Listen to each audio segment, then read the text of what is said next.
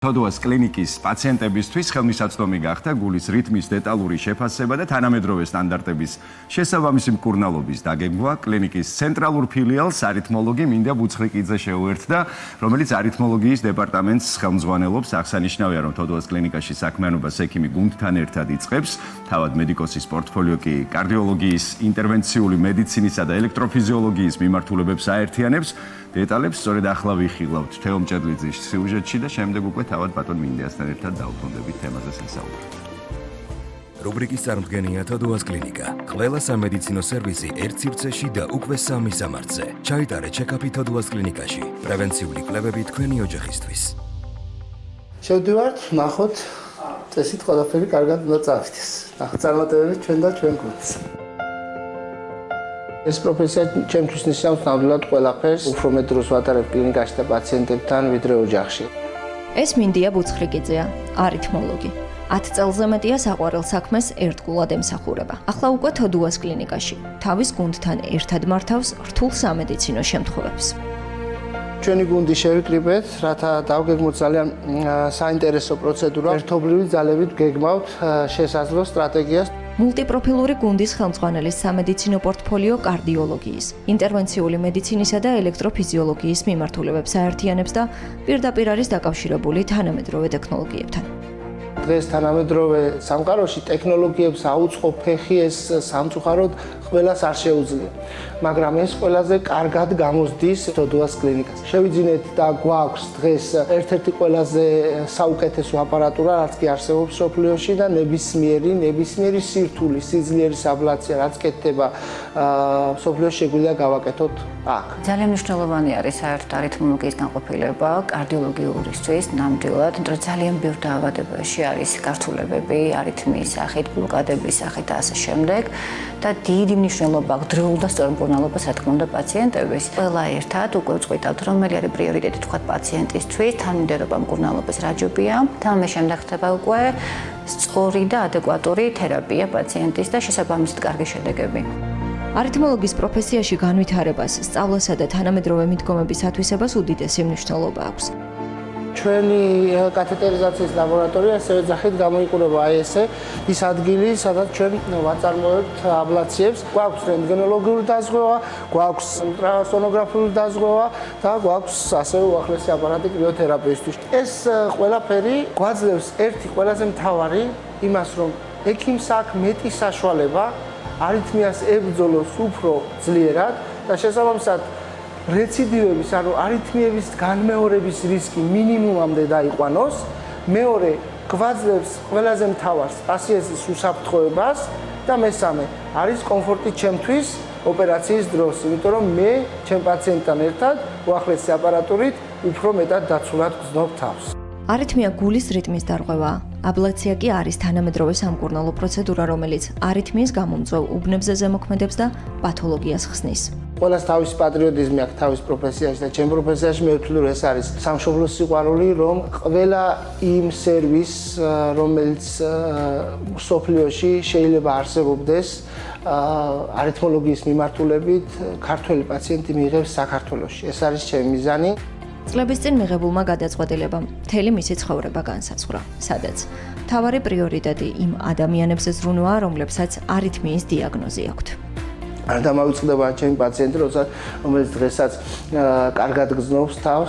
მომმართა მე 84 წლის ასაკში და აწუხებდა ეს ტაქიკარდია, ძალიან შეწუხებული იყო ამით და მე მივეცი მას პირობა, რომელიც მომავალში რამდენიმე კვირაში ავასრულებ კიდევაც. არ დამავიწყდება მისი შემოსვლა ერთი თვის შემდეგ ჩემ კაბინეტში. სად ვიყავი აქამდე, რატო არ იყო ეს ტექნოლოგიები, იმიტომ რომ 19 წლის ასაკიდან ვიტანჯები ამ არითმიით, სიხარულით ცნებებით ჩემოვიდა. ესეთ შესაძლებლობებს გვაძლევს ჩვენ თანამედროვე ტექნოლოგია. ყოველი პაციენტი ახალი ისტორია, რომელსაც გულის ყურით უსმენს. შემდეგ იწყება დაავადებასთან ბრძოლის და სირთულეებთან გამკლავების საერთო გზა. ეს ისტორიები სამუდამოდ რჩება ექიმის მეხსიერებაში. ხშირად მეკითხებიან ხოლმე პაციენტები რა კარგად ყოფნის გამოჯანმრთელების მე რომ რით იქცეთ პატივი, ესე ვთქვათ. მეუბნები ყველას ერთი პასუხი მაქვს თქვენ ჯანმრთელობით, იმიტომ რომ ექიმზე მეტად დამერწმუნეთ, არ ვიცი ვინ როგორ დაიჯერებს, მაგრამ ექიმზე მეტად თავის პაციენტის ჯანმრთელობა არავის არ აბედნიერებს და არავის არ უხარია.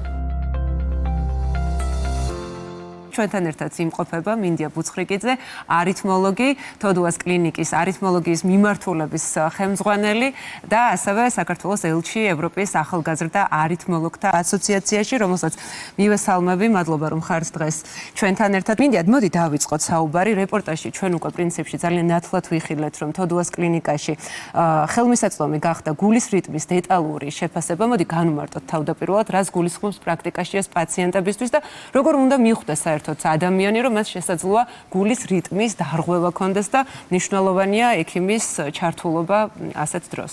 მოგესალმებით.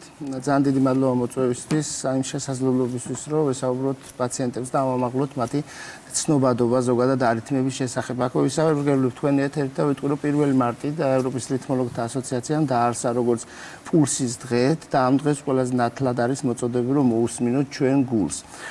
როგორ უნდა მოусმინოთ ჩვენ გულს? რიტმული გულისწყობა ნორმად ითვლება, თუ ჩვენ გვაქვს 50-დან 90-მდე. თუ ჩვენ ვისმენთ ჩვენი გულისცემას, ან გრძნობთ ჩვენი გულისცემას, რომ არის არეული, არათანაბარი, ან ამაზე მეტი, ან ამაზე ნაკლები, მაგ შემთხვევაში აუცილებლად უნდა მივმართოთ ექიმს, იმით და გადავამოწმოთ ეს ყველაფერი, იმიტომ რომ არსებობს რაღაც ნაკლებად საშიში, ძალიან საშიში და სასიკვდილო არითმიებიც კი, რომელიც შეიძლება გამოგვეპაროს და არ მივაქციოთ ამას ყურადღება. თვითონ პულსის ნახვა, მოსმენა მარტივად ხდება, შეგვიძლია სხივის არტერიაზე 3 თითის დადებით დავადოთ და საათზე დავინიშნოთ 1 წუთი და მოვისმინოთ, ესე ვთქვათ, რამდენჯერ დაარტყამს. ასევე აქ გრძნობთ ვითვლით, ასევე გრძნობთ მის რიტმულობას. თუ აქ გაგვიჭირდება, შეგვიძლია საძლე არტერიაზე ვნახოთ, ან ნებისმიერ ზედაპირულ არტერიაზე, რომელიც პულსებს. თქვენც ახსენეთ და ასე უთხრათ ჩვენს ტელემაყურებელს, რომ თოდუას კლინიკაში უკვე ხორციელდება რადიოსიხშირული და კრიოაბლაცია, ასევე პეისმეიკერის ან დეფიბრილატორის ჩადგმაც.